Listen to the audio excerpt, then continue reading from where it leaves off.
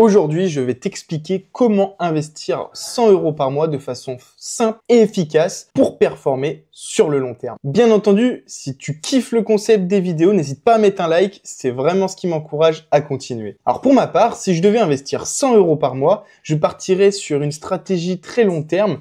Je couperai mon portefeuille en plusieurs parties. Concrètement, j'aurai 6 placements. La première chose, c'est que je mettrai 50% sur un ETF monde parce que, on le sait tous, aujourd'hui, c'est l'ETF le plus diversifié par secteur, par géographie, et c'est un ETF qui est, ma foi, très performant sur le long terme, avec en moyenne 8 à 10% par an. Donc si on résume, je mettrai 50 € par mois sur un MSCI World. Plus particulièrement, il en existe deux capitalisants. Moi, je choisis toujours les capitalisants. Ça permet de réinvestir en fait les dividendes parce qu'il existe deux types d'ETF, les distribuants et les capitalisants.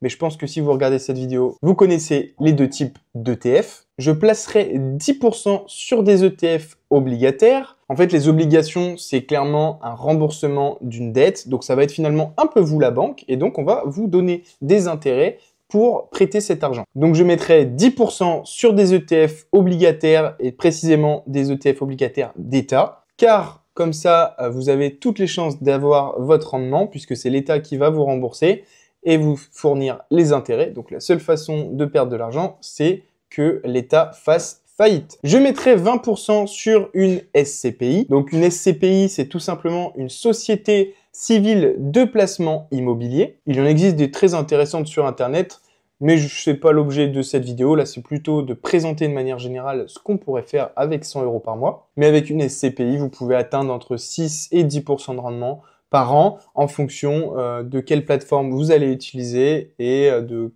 comment vous allez investir cet argent sur quelle SCPI. Car forcément, comme dans tout placement, il y en a avec plus de rendement, mais plus de risques. Ensuite, je mettrai 10% sur des ETF Emerging Market que j'ai déjà présenté dans une de mes vidéos. Pourquoi le Emerging Market? Eh bien, parce que c'est un secteur qui est quand même très intéressant, avec beaucoup d'évolutions possibles. Donc, Emerging Market, ce sont les pays émergents comme la Chine, l'Inde, le Brésil et bien d'autres qui sont des pays qui ont une forte potentielle croissance à l'avenir. Donc, si on résume rapidement, on partirait sur 50% ETF monde, 20% SCPI, 10% ETF obligataire et 10% Emerging Market. Et les 10 derniers pourcents, un petit peu plus de volatilité, on partirait sur de la crypto-monnaie, donc plutôt du classique, du Bitcoin, investi en DCA tous les mois avec ses 100 € par mois.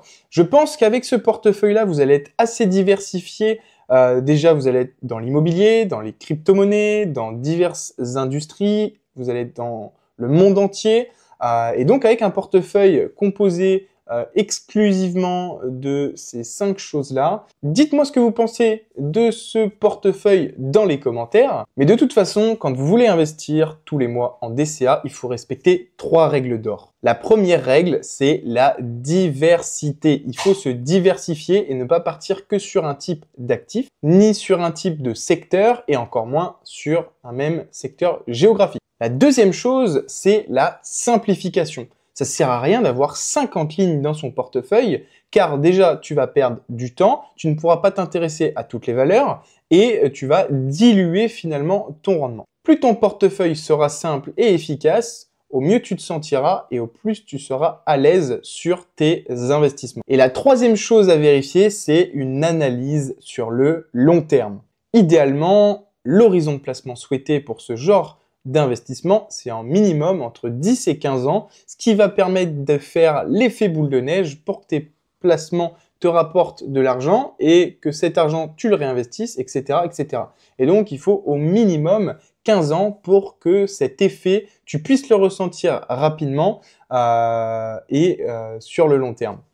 Bien entendu, on parle de 100 € par mois, mais si tu mets 1000 € par mois, tu peux tout à fait avoir la même stratégie. Par contre, l'effet cumulé, tu le ressentiras forcément un peu plus vite. Bien entendu, faire attention à quel broker vous allez utiliser, car sur certains brokers, vous ne pourrez pas acheter des fractions d'ETF ou des fractions d'actions. Parce que par exemple, un ETF CW8, ça dépend lequel vous allez choisir, bien entendu, mais celui que tout le monde utilise aujourd'hui, eh bien, la part est à 505 €, il me semble, aujourd'hui. Donc forcément, pour faire un DCA de 100 € dessus, ça va être compliqué. Par contre, vous pouvez partir sur celui d'iShare, qui est à 5 € à peu près, plus ou moins la part. Et donc, ça va être beaucoup plus facile pour vous de faire cet investissement. La seule chose qui va changer, c'est l'émetteur, les frais de gestion, l'encours sous gestion et l'indice de réplication, à voir s'il y a une légère différence avec le CW8 qu'on connaît tous. D'ailleurs, pense à checker dans la description, il y a le lien pour accéder au serveur Discord gratuitement. Si la vidéo t'a plu, n'hésite pas à liker, partager. C'était Alexandre. Salut!